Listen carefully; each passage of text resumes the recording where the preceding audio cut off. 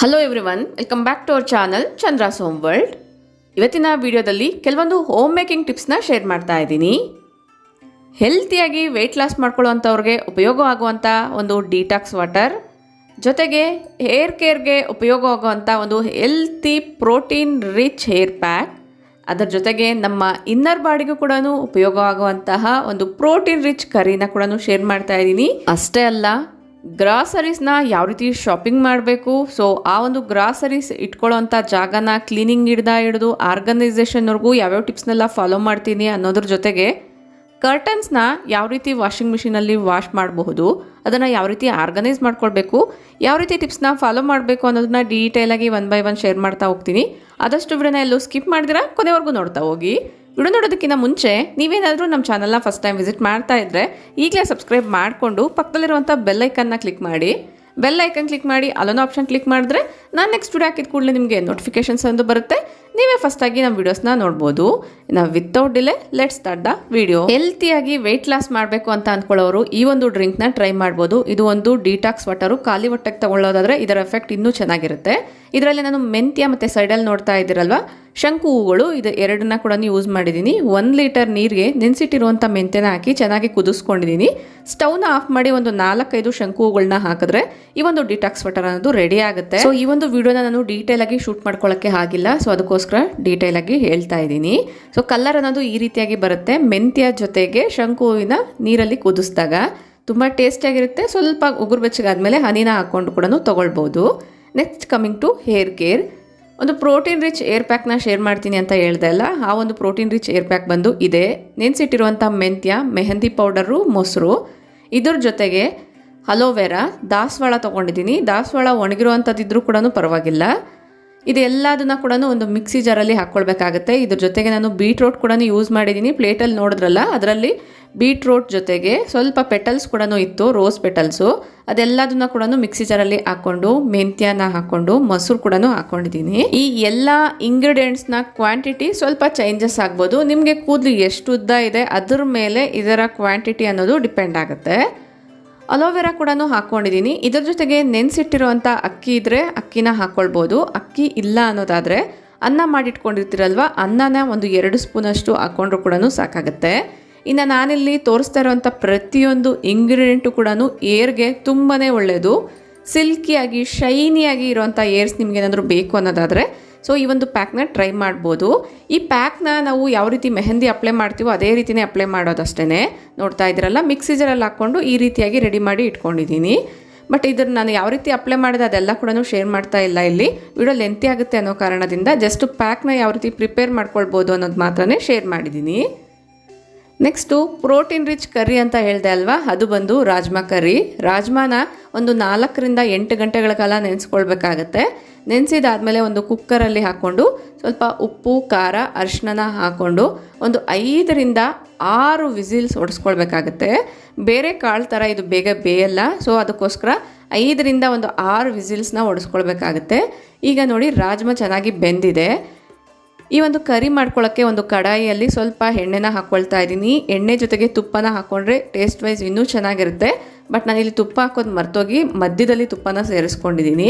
ಈಗ ಹೋಲ್ ಗರಂ ಮಸಾಲ ಅಂದರೆ ಸ್ಪೈಸಸ್ ಎಲ್ಲ ಏನಿರುತ್ತೆ, ಸ್ವಲ್ಪ ಏಲಕ್ಕಿ ಮತ್ತು ಬೇ ಲೀಫ್, ಸ್ವಲ್ಪ ಸೋಂಪನ್ನ ಹಾಕ್ಕೊಳ್ಳಿ, ಚೆನ್ನಾಗಿರುತ್ತೆ. ಚಕ್ಕೆ, ಲವಂಗ ಎಲ್ಲದನ್ನ ಕೂಡ ಹಾಕ್ಕೊಂಡು ಸ್ವಲ್ಪ ಫ್ರೈ ಮಾಡ್ಕೊಳ್ಬೇಕಾಗುತ್ತೆ. ಫ್ರೈ ಮಾಡ್ಕೊಳ್ಬೇಕಾದ್ರೆ ಸೈಡಲ್ಲಿ ನಾನು ಒಂದು ದೊಡ್ಡದಾಗಿರುವಂಥ ಈರುಳ್ಳಿನ ತಗೊಂಡು ಚಾಪರಲ್ಲಿ ಚಾಪ್ ಮಾಡ್ಕೊಳ್ತಾ ಇದ್ದೀನಿ. ಚಾಪರ್ ಬದಲಾಗಿ ನೀವು ಮಿಕ್ಸಿ ಜಾರಲ್ಲಿ ಹಾಕ್ಕೊಂಡು ನುಣ್ಣಗೆ ಪೇಸ್ಟ್ ಮಾಡಿಕೊಂಡ್ರೆ ಇನ್ನೂ ಚೆನ್ನಾಗಿರುತ್ತೆ ಈ ಒಂದು ಗ್ರೇವಿ ಅನ್ನೋದು. ಈಗ ನೋಡ್ತಿದ್ರಲ್ಲ, ಈ ರೀತಿ ಸಣ್ಣ ಸಣ್ಣದಾಗಿ ಕಟ್ ಮಾಡಿ ಇಟ್ಕೊಂಡಿರುವಂಥ ಈರುಳ್ಳಿನ ಇದರಲ್ಲಿ ಹಾಕ್ಬಿಟ್ಟು ಚೆನ್ನಾಗಿ ಫ್ರೈ ಮಾಡ್ಕೊಳ್ಬೇಕಾಗತ್ತೆ.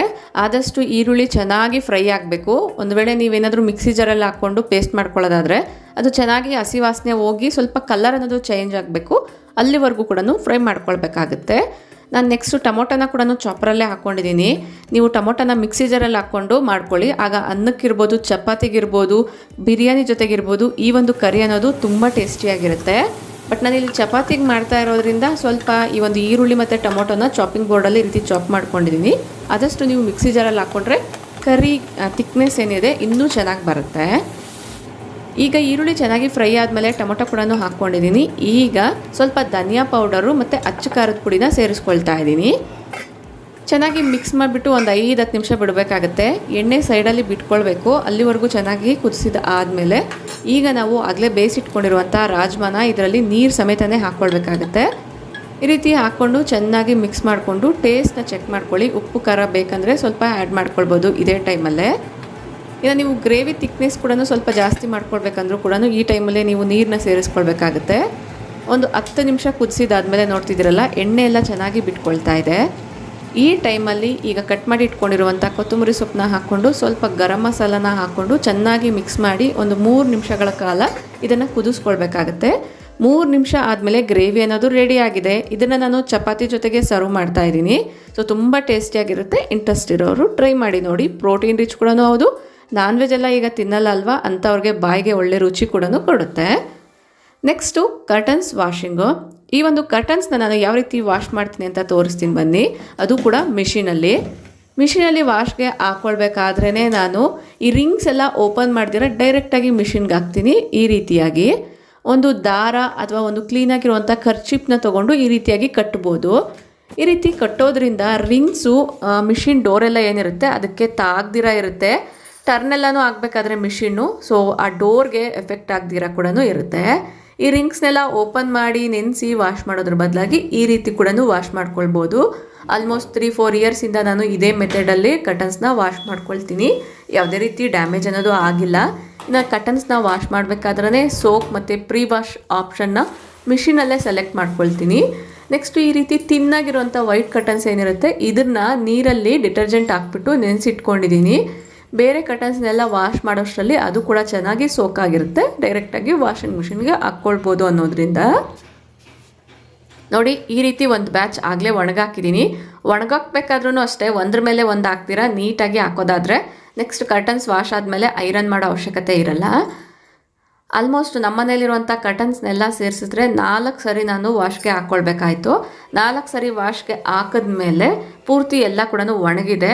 ಇವಾಗ ಇದನ್ನೆಲ್ಲ ಕೂಡ ನೀಟಾಗಿ ನೆರಿಗೆ ಯಾವ ರೀತಿ ಸಾರಿಗೆ ಮಾಡ್ಕೊಳ್ತೀವೋ ಅದೇ ರೀತಿಯೇ ನೀಟಾಗಿ ಈ ರೀತಿಯಾಗಿ ನೆರಿಗೆ ಎಲ್ಲ ತೆಗೆದು ನೀಟಾಗಿ ಲಾಕ್ ಮಾಡಿ ಈ ರೀತಿ ಆರ್ಗನೈಸ್ ಮಾಡ್ಕೊಳ್ತಾ ಇದ್ದೀನಿ. ಈ ರೀತಿ ಮಾಡಿ ಇಟ್ಕೊಳ್ಳೋದಾದರೆ ನೆಕ್ಸ್ಟು ನಾವು ಕಿಟಕಿಗಳಿಗೆಲ್ಲ ಕರ್ಟನ್ಸ್ ಹಾಕಬೇಕಾದ್ರೆ ಡೈರೆಕ್ಟಾಗಿ ಕಿಟಕಿಗಳನ್ನೆಲ್ಲ ಒಂದೊಂದ್ಸರಿ ಒರೆಸ್ಬಿಟ್ಟು ಕರ್ಟನ್ ರಾಡ್ಸ್ನೆಲ್ಲ ಒಂದ್ಸರಿ ಒರೆಸ್ಬಿಟ್ಟು ಕರ್ಟನ್ಸ್ನ ನೀಟಾಗಿ ಅಡ್ಜಸ್ಟ್ ಮಾಡ್ಕೊಳ್ಬೋದು. ಈ ರೀತಿ ಯಾವ್ಯಾವ ಕಿಟಕಿಗೆ ಯಾವ್ಯಾವ್ದು ಹಾಕಬೇಕು ಅನ್ನೋದನ್ನು ನೋಡಿಕೊಂಡು ನೀಟಾಗಿ ಈ ರೀತಿಯಾಗಿ ಜೋಡಿಸ್ಕೊಳ್ತಾ ಇದ್ದೀನಿ. ಈ ರೀತಿ ಮಾಡಬೇಕಾದ್ರೇ ಮಕ್ಕಳಿರೋವಂಥ ಮನೆಗಳಲ್ಲಿ ಸ್ವಲ್ಪ ಬೇರೆ ಕೆಲಸಗಳು ಕೂಡ ನಡೀತಾನೆ ಇರುತ್ತೆ ಅಲ್ವಾ. ಅವ್ರ ಜೊತೆ ಮಾತಾಡೋ ಅಂಥದ್ದು ಅಥವಾ ಆಟ ಆಡಿಸಿ ಅಂತ ಕೇಳೋ ಅಂಥದ್ದು ಇರ್ಬೋದು. ಹೋಮ್ವರ್ಕ್ ಮಾಡಬೇಕಾದ್ರೆ ಬರುವಂಥ ಡೌಟ್ಸ್ ಇರ್ಬೋದು. ಬಟ್ ಈ ರೀತಿ ಕೆಲಸಗಳೆಲ್ಲ ಮಾಡ್ಕೊಳ್ಬೇಕಾದ್ರೆ ಮಕ್ಕಳಿಗೆ ಏನಾದರೂ ಆ್ಯಕ್ಟಿವಿಟಿ ಮಾಡಿ, ಕಲರಿಂಗ್, ಪೇಂಟಿಂಗ್ ಅಥವಾ ಏನಾದರೂ ಕ್ರಾಫ್ಟ್ ಮಾಡಿ ಅಂತ ಹೇಳ್ತಾ ಇರ್ತೀನಿ. ನೋಡಿ, ಈ ರೀತಿ ಕ್ರಾಫ್ಟ್ ಅನ್ನೋದು ಮಾಡ್ತಾ ಇದ್ದಾರೆ. ಟಿ ವಿಯಲ್ಲಿ ನೋಡಿಕೊಂಡು ಯಾವ ರೀತಿ ಕಾರ್ಡ್ ಮಾಡ್ಬೋದು ಅಂತ ಟ್ರೈ ಮಾಡ್ತಿದ್ದಾರೆ. ಕಾರ್ಡ್ ಮಾಡಿದ್ರಾ ಇಲ್ವಾ ಅನ್ನೋದು ಕೂಡ ಶೇರ್ ಮಾಡ್ತೀನಿ. ವಿಡಿಯೋನ ಎಲ್ಲೋ ಸ್ಕಿಪ್ ಮಾಡಿದಿರಾ ಕೊನೆವರೆಗೂ ನೋಡ್ತಾ ಹೋಗಿ. ಈಗ ಕರ್ಟನ್ಸ್ನೆಲ್ಲ ಕೂಡ ನೀಟಾಗಿ ರೀತಿಯಾಗಿ ಅರೇಂಜ್ ಮಾಡ್ಕೊಂಡಿದ್ದೀನಲ್ಲ, ಒಂದ್ಸರಿ ಡಸ್ಟಿಂಗ್ ಮಾಡಿಕೊಂಡು ಎಲ್ಲ ಕರ್ಟನ್ಸ್ ರಾಡ್ಸ್ನ ಒರೆಸ್ಕೊಂಡು ಈ ರೀತಿಯಾಗಿ ಫಿಕ್ಸ್ ಮಾಡ್ಕೊಂಡಿದ್ದೀನಿ. ಇದೆಲ್ಲದನ್ನು ಶೇರ್ ಮಾಡ್ತಾ ಹೋದರೆ ವಿಡಿಯೋ ಲೆಂತಿ ಆಗುತ್ತೆ. ಜಸ್ಟ್ ನಿಮಗೆ ಯೂಸ್ಫುಲ್ ಆಗುವಂಥ ಇನ್ಫಾರ್ಮೇಷನ್ ಮಾತ್ರನೇ ಕೊಡ್ತಾ ಇದ್ದೀನಿ. ನೋಡಿ, ಈ ರೀತಿ ಕರ್ಟನ್ ರಾಡ್ನ ಒರೆಸ್ಬಿಟ್ಟು ಆಮೇಲೆ ನಾನು ಕರ್ಟನ್ಸ್ನ ಹಾಕ್ಕೊಳ್ತೀನಿ. ನೆಕ್ಸ್ಟು ವೈಟ್ ಕರ್ಟನ್ಸ್ಗೆಲ್ಲ ಕೂಡ ತಿನ್ನಾಗಿರುವಂಥ ಕರ್ಟನ್ಸ್ಗೆಲ್ಲ ಈ ರೀತಿ ರಿಂಗ್ಸ್ ಬಂದಿರುತ್ತೆ ಅಲ್ಲ, ಇದನ್ನು ನಾನು ಶಾಂಪೂ ವಾಟರಲ್ಲಿ ಒಂದು 5-10 ನಿಮಿಷ ನೆನೆಸಿಟ್ಬಿಟ್ಟು ಆಮೇಲೆ ನೀಟಾಗಿ ವಾಶ್ ಮಾಡ್ಕೊಂಡಿದ್ದೀನಿ. ಇದನ್ನೆಲ್ಲ ತೆಗೆದು ಒಂದು ಕ್ಲೀನಾಗಿರುವಂಥ ವಾಟರಲ್ಲಿ ಹಾಕಿ ಪುನಃ ಇದನ್ನು ಜಾಲ್ರ ಹೋಲ್ಸಿರೋ ಅಂತಹ ಒಂದು ಬಾಸ್ಕೆಟಲ್ಲಿ ಹಾಕಿದ್ದೀನಿ. ಆಗ ನೀರೆಲ್ಲ ಪೂರ್ತಿ ಡ್ರೈ ಆಗಿಬಿಡುತ್ತೆ.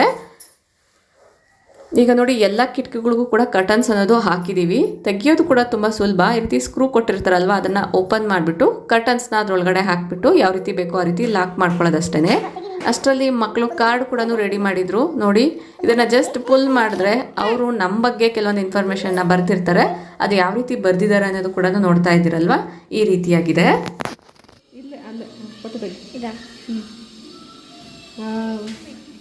What's your gift? Wow, mummy love ಆಮೇಲೆ ವಾಟ್ ಇಸ್ ದಿಸ್?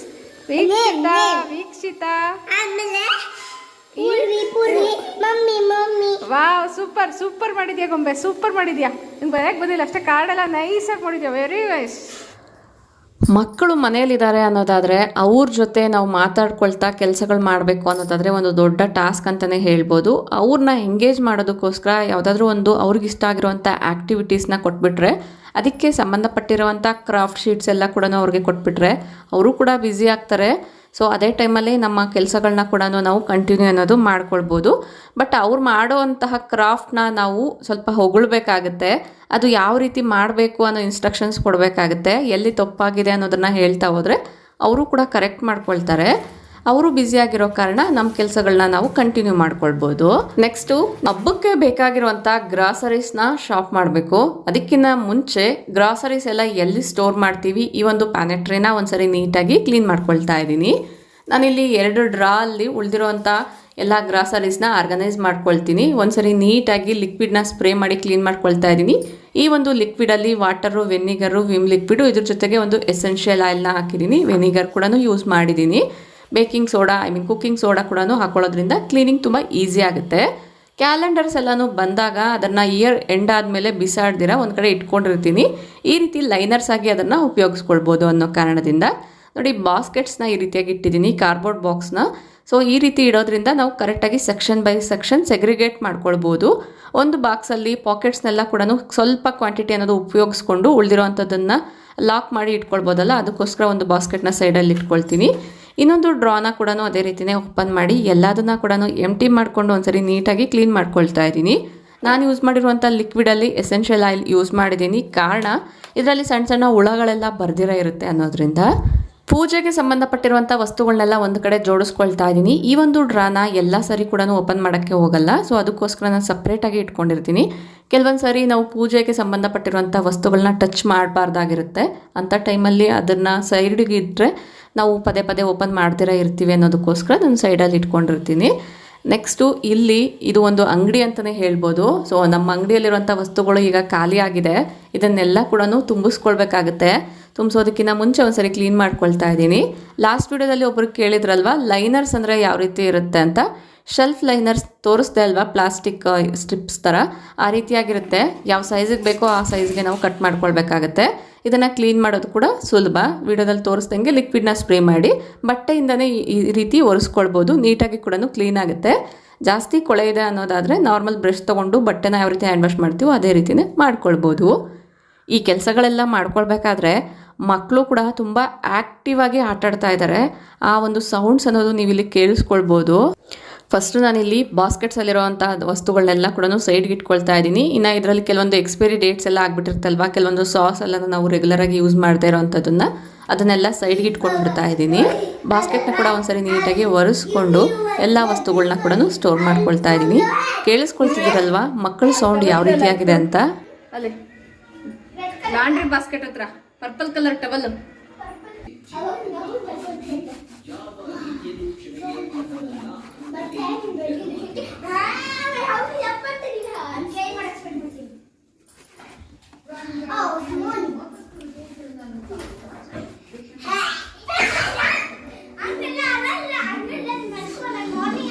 ಆ್ಯಕ್ಚುಲಿ ಮಕ್ಕಳು ಒಂದೇ ಹತ್ರ ಕೂತ್ಕೊಂಡು ಜಸ್ಟ್ ಸ್ಕ್ರೀನ್ ಟೈಮ್ ನೋಡೋದಕ್ಕಿಂತ ಅದು ಆಟ ಆಗಿರ್ಬೋದು, ಆ್ಯಕ್ಟಿವಿಟಿ ಆಗಿರ್ಬೋದು, ಈ ರೀತಿ ಸಿಬ್ಲಿಂಗ್ಸ್ ಇದ್ದಾಗ ಅವ್ರ ಜೊತೆ ಕಿರ್ಚಾಡೋದು, ಈ ರೀತಿ ಆಟ ಎಲ್ಲನೂ ಆಡೋದ್ರಿಂದ ಅವರ ಬಾಡಿ ಹೆಲ್ತಿಯಾಗಿರುತ್ತೆ. ಹೆಲ್ತಿಯಾಗಿರುವಂಥ ಹಾರ್ಮೋನ್ಸ್ ಅವರ ಬಾಡಿಯಲ್ಲಿ ರಿಲೀಸ್ ಆಗ್ತಾ ಇರುತ್ತೆ. ಯಾವಾಗಲೂ ಕೂಡ ಜಸ್ಟ್ ಸುಮ್ಮನೆ ಒಂದು ಕಡೆ ಕೂತ್ಕೋ ಸೈಲೆಂಟಾಗಿರು ಅಂತ ಹೇಳೋದಕ್ಕಿಂತ ಕೆಲವೊಂದು ಸರಿ ಅವರು ಆ್ಯಕ್ಟಿವಿಟೀಸ್ ಮಾಡಬೇಕಾದ್ರೆ ಅವ್ರಿಗಿರುವಂತಹ ಇನ್ನರ್ ಎಮೋಷನ್ಸ್ನ ಹೊರಗಡೆ ಹಾಕೋದ್ರಿಂದ ಸೊ ಹಾರ್ಮೋನ್ ಇಂಬ್ಯಾಲೆನ್ಸ್ ಅನ್ನೋದು ಕಡಿಮೆ ಆಗುತ್ತೆ. ಹಾರ್ಮೋನ್ಸ್ ಎಲ್ಲ ಕೂಡ ಬ್ಯಾಲೆನ್ಸ್ ಆಗಿದ್ರೆ ಹೆಲ್ತ್ ಕೂಡ ಒಳ್ಳೆಯದಾಗಿರುತ್ತೆ ಅಲ್ವಾ. ಸೊ ಅದಕ್ಕೋಸ್ಕರ ಕೆಲವೊಂದು ಸರಿ ಜಗಳ ಆಡಬೇಕಾದ್ರೂ ಕೂಡ ಸುಮ್ಮನೆ ಇರ್ತಿರ್ತೀವಿ, ಅವರೇ ಅದನ್ನು ಸಾಲ್ವ್ ಮಾಡ್ಕೊಳ್ಳಿ ಅನ್ನೋದ್ರಿಂದ. ಈಗ ಕ್ಲೀನಿಂಗ್ ಎಲ್ಲನೂ ಮುಗೀತು. ಈ ವಸ್ತುಗಳನ್ನೆಲ್ಲ ಯಾವ್ಯಾವ್ದು ಖಾಲಿ ಆಗಿದೆಯೋ ಅದನ್ನೆಲ್ಲ ಕೂಡ ಒಂದು ಬುಕ್ಕಲ್ಲಿ ನೋಟ್ ಮಾಡ್ಕೊಳ್ತಾ ಇದ್ದೀನಿ. ಅಡುಗೆ ಮನೆ ಕ್ಲೀನ್ ಮಾಡಬೇಕಾದ್ರೂ ಅಥವಾ ಅಡುಗೆ ಮಾಡಬೇಕಾದ್ರೆ ಯಾವುದಾದ್ರೂ ವಸ್ತು ಖಾಲಿ ಆದರೂ ಕೂಡ ಇಮ್ಮಿಡಿಯೇಟಾಗಿ ಒಂದು ಬುಕ್ಕಲ್ಲಿ ನೋಟ್ ಮಾಡಿ ಇಟ್ಕೊಳ್ತೀನಿ. ಈ ರೀತಿ ಮಾಡೋದ್ರಿಂದ ಯಾವ ವಸ್ತು ಬೇಕು ಅನ್ನೋದು ಕರೆಕ್ಟಾಗಿ ತರಿಸ್ಕೊಳ್ಬೋದು. ಎಕ್ಸ್ಟ್ರಾ ವಸ್ತುಗಳನ್ನ ಬೈ ಮಾಡ್ತಿರಾ ಇರ್ತೀವಿ. ಜಸ್ಟ್ ಒಂದು ಫೋಟೋನ ತೆಗೆದಿಟ್ಕೊಂಡ್ರೆ ನಾವೇ ಶಾಪಿಂಗ್ ಮಾಡೋಕೆ ಹೋದಾಗೂ ಕೂಡ ಯೂಸ್ ಆಗುತ್ತೆ, ಅಥವಾ ಡೈರೆಕ್ಟಾಗಿ ಅಂಗಡಿಯವ್ರಿಗೆ ಕಳಿಸಿದ್ರು ಕೂಡ ಅವರು ವಸ್ತುಗಳನ್ನ ಮನೆಗೆ ತೊಗೊಂಬಂದು ಕೊಡ್ತಾರೆ. ಈ ರೀತಿ ಮಾಡೋದ್ರಿಂದ ಮನಿ ಕೂಡ ಸೇವ್ ಆಗುತ್ತೆ. ಹಬ್ಬದ ಟೈಮಲ್ಲಿ ಎಕ್ಸ್ಟ್ರಾ ಖರ್ಚು ಅನ್ನೋದು ಎಲ್ಲರಿಗೂ ಇದ್ದೇ ಇರುತ್ತೆ. ಗ್ರಾಸರೀಸ್ಗೂ ಕೂಡ ನಾವು ಡೈರೆಕ್ಟಾಗಿ ಶಾಪಿಂಗ್ಗೆ ಹೋದಾಗ ಸೂಪರ್ ಮಾರ್ಕೆಟ್ಸಲ್ಲಿ ಅದು ಆಫರ್ ಇದೆ, ಇದು ಆಫರ್ ಇದೆ ಅಂತ ಎಕ್ಸ್ಟ್ರಾ ಬೈ ಮಾಡೋದ್ರ ಬದಲಾಗಿ ಯಾವ ವಸ್ತುಗಳು ಬೇಕೋ ಅದನ್ನ ಮಾತ್ರ ತೊಗೊಂಡು ಬರ್ಬೋದು. ಈ ರೀತಿ ನೋಟ್ ಮಾಡಿ ಇಟ್ಕೊಂಡು ಅಂಗಡಿಯವ್ರಿಗೆ ನಾನು ವಾಟ್ಸಪ್ ಮಾಡಿದ್ದೆ, ಅವರು ಕೂಡ ತೊಗೊಂಬಂದು ಕೊಟ್ಟಿದ್ದಾರೆ. ಈಗ ಅದೆಲ್ಲದನ್ನ ಕೂಡ ಸೆಗ್ರಿಗೇಟ್ ಮಾಡಿ ಇಟ್ಕೊಳ್ತಾ ಇದ್ದೀನಿ. ಹಬ್ಬಕ್ಕೆ ಏನೇನು ಅಡುಗೆ ಮಾಡಬೇಕು ಅದ್ರ ಪ್ರಕಾರ ಗ್ರಾಸರೀಸ್ನ ತರಿಸಿ ಇಟ್ಕೊಂಡಿರೋದ್ರಿಂದ ನನಗೆ ಏನಾದರೂ ಅಡುಗೆ ಮಾಡಬೇಕಾದ್ರೆ ಅದು ಮಿಸ್ ಆಗಿದೆ ಇದು ಮಿಸ್ ಆಗಿದೆ ಅನ್ನೋ ಅವಶ್ಯಕತೆ ಇಲ್ದಿರ ಎಲ್ಲ ವಸ್ತುಗಳನ್ನ ಕೂಡ ನೀಟಾಗಿ ಒಂದು ಕಡೆ ಆರ್ಗನೈಸ್ ಮಾಡ್ಕೊಳ್ತಾ ಇದ್ದೀನಿ. ಈ ವಸ್ತುಗಳನ್ನೆಲ್ಲ ಈಗ ಆರ್ಗನೈಸ್ ಮಾಡ್ಕೊಳ್ಬೇಕು. ಆಗಲೇ ತೋರಿಸ್ದಂಗೆ ಆರ್ಗನೈಸೇಷನ್ ಮಾಡೋದಕ್ಕಿಂತ ಮುಂಚೆ ಕ್ಲೀನಿಂಗ್ ಮಾಡ್ಕೊಂಡಿದ್ರೆ ಯಾವ್ಯಾವ ವಸ್ತುಗಳಿದೆ ಅನ್ನೋದು ಕೂಡ ಗೊತ್ತಾಗುತ್ತೆ. ಒಂದು ವೇಳೆ ಏನಾದರೂ ಒಂದು ಹಾಳಾಗಿದ್ರೂ ಕೂಡ ಅದರಲ್ಲಿರುವಂಥ ಹುಳಗಳು ಇನ್ನೊಂದಕ್ಕೆ ಆಗದಿರ ಕೂಡ ಇರುತ್ತೆ, ಸ್ಪ್ರೆಡ್ ಆಗದಿರ ಕೂಡ ಇರುತ್ತೆ. ಈಗ ಮಕ್ಕಳು ತುಂಬ ಹೈಪರ್ ಆಗಿ ಆ್ಯಕ್ಟಿವ್ ಆಗಿ ಆಟ ಆಡ್ತಾ ಇದ್ರಲ್ವ, ಅವ್ರ ಹತ್ರನೇ ನಾನು ಉಳಿದಿರೋಂಥ ಕೆಲಸ ಕೂಡ ಮಾಡಿಸ್ತಾ ಇದ್ದೀನಿ. ಇದೊಂದು ರೀತಿ ಎಕ್ಸಸೈಸ್ ಅಂತ ಕೂಡ ಹೇಳ್ಬೋದು. ನಾನು ಸ್ವಲ್ಪ ಸೆಗ್ರಿಗೇಟ್ ಮಾಡಿ ಅವ್ರಿಗೆ ಹೇಳಿದ್ದೆ ಈ ಪಾಕೆಟ್ಸ್ನ ಇಂಥ ಜಾಗದಲ್ಲಿ ಇಡಬೇಕು ಅಂತ. ಅವ್ರು ತಂದು ಕೊಟ್ಟಿದ್ದಾರೆ. ಈಗ ಅದ್ರ ಪ್ರಕಾರ ನಾನು ಆರ್ಗನೈಸ್ ಮಾಡ್ಕೊಳ್ತಾ ಇದ್ದೀನಿ. ಈ ರೀತಿಯಾಗಿ 1 by 1 ಜೋಡಿಸ್ತಾ ಹೋಗ್ತಾ ಇದ್ದೀನಿ. ಸೊ ಇಲ್ಲಿ ಪ್ಲೇಸ್ ಈ ರೀತಿಯಾಗಿರೋದ್ರಿಂದ ನಾನು ಅಂಗಡಿಯಲ್ಲಿ ಯಾವ ರೀತಿ ಗ್ರಾಸರೀಸ್ನ ಜೋಡಿಸ್ತಾರೋ ಅದೇ ರೀತಿಯೇ ಜೋಡಿಸ್ಕೊಳ್ತಾ ಇದ್ದೀನಿ. ಆಗಲೇ ಕ್ಲೀನ್ ಮಾಡಬೇಕಾದ್ರೆ ತೋರಿಸಿದ್ದೆ ಈ ಒಂದು ಅಂಗಡಿಯಲ್ಲಿ ಎಲ್ಲ ವಸ್ತುಗಳು ಖಾಲಿಯಾಗಿದೆ ಅಂತ. ಸೊ ಈಗ ನೋಡಿ ನಮ್ಮ ಅಂಗಡಿ ಮತ್ತೆ ತುಂಬಿದೆ. ಅಂಗಡಿಯಲ್ಲಿ ಜೋಡಿಸಿರುವಂಥ ರೀತಿಯಲ್ಲಿ ಇಟ್ಕೊಂಡಿರೋದ್ರಿಂದ ಯಾವ ವಸ್ತು ಬೇಕೋ ಅದನ್ನ ಈಸಿಯಾಗಿ ತೆಗಿಬೋದು. ಒಂದೊಂದು ತೆಗಿಬೇಕಾದ್ರೆ ಇನ್ನೊಂದು ಬಿದ್ದೋಗ್ದಿರ ಕೂಡ ಇರುತ್ತೆ. ಸೊ ಇರೋವಂಥ ಪ್ಲೇಸಲ್ಲಿ ಅಚ್ಚುಕಟ್ಟಾಗಿ ಜೋಡಿಸ್ಕೊಳ್ಳೋದ್ರಿಂದ ನೋಡೋಕ್ಕೂ ಕೂಡ ಚೆನ್ನಾಗಿರುತ್ತೆ, ಕ್ಲೀನಿಂಗ್ ಆಗು ಇರುತ್ತೆ, ಆರ್ಗನೈಸಿಂಗ್ ಆಗು ಕೂಡ ಕಾಣಿಸುತ್ತೆ. ಇನ್ನು ಈ ರೀತಿ ಸ್ಮಾಲ್ ಪಾಕೆಟ್ಸ್ ಎಲ್ಲ ಏನಿರುತ್ತೆ 100 ಗ್ರಾಮ್ 50 ಗ್ರಾಮ್ 150 ಗ್ರಾಮ್ಸ್ ಎಲ್ಲ ತೊಗೊಳ್ತಿರ್ತೀವಲ್ವ ಸ್ಪೈಸಸ್ ಎಲ್ಲ, ಅದನ್ನೆಲ್ಲ ಕೂಡ ಒಂದು ಬಾಸ್ಕೆಟ್ನ ಇಟ್ಕೊಂಡು ಬಾಸ್ಕೆಟಲ್ಲಿ ಜೋಡಿಸ್ಕೊಳ್ತೀನಿ. ಕೆಳಗಡೆ ಎಲ್ಲ ಕೂಡ ಕ್ಲೀನಿಂಗ್ಗೆ ಸಂಬಂಧಪಟ್ಟಿರೋ ಅಂಥದ್ದು ಟಾಯ್ಲೆಟರೀಸ್ ಇರ್ಬೋದು ಅಥವಾ ಕ್ಲೀನಿಂಗ್ ಯೂಸ್ ಮಾಡುವಂಥ ವೆನಿಗರು, ಡೆಟಾಲು, ಆರ್ಪಿಕ್ಸು ಈ ರೀತಿ ಎಲ್ಲ ಕೂಡ ಜೋಡಿಸ್ಕೊಂಡಿರ್ತೀನಿ. ಈ ಒಂದು ಆರ್ಗನೈಸೇಷನ್ ನಿಮ್ಗೇನಾದರೂ ಇಷ್ಟ ಆದರೆ ಈಗಲೇ ಒಂದು ಲೈಕ್ ಮಾಡಿ. ನೀವು ಯಾವ ರೀತಿ ದಿನಸಿ ವಸ್ತುಗಳನ್ನೆಲ್ಲ ಕೂಡ ಆರ್ಗನೈಸ್ ಮಾಡ್ಕೊಳ್ತೀರಾ ಅನ್ನೋದು ಕೂಡ ನನಗೆ ಕಮೆಂಟ್ ಮಾಡಿ ತಿಳಿಸಿ. ನೆಕ್ಸ್ಟು ಉಳಿದಿರೋ ಅಂಥದ್ದನ್ನೆಲ್ಲ ಕೂಡ ಬೇರೆ ಕಡೆ ನಾನು ಆರ್ಗನೈಸ್ ಮಾಡ್ಕೊಳ್ತಾ ಇದ್ದೀನಿ. ಈ ಒಂದು ಡ್ರಾಸ್ನ ಕೂಡ ಕ್ಲೀನ್ ಮಾಡಿ ಇಟ್ಟಿದ್ದೆ ಅಲ್ವಾ, ವಸ್ತುಗಳನ್ನೆಲ್ಲ ಕೂಡ ಈ ರೀತಿ ಒಂದು ಕಟ್ಟೆ ಮೇಲೆ ಇಡಿಸ್ಕೊಳ್ತಾ ಇದ್ದೀನಿ ಮಕ್ಕಳ ಸಹಾಯದಿಂದನೇ.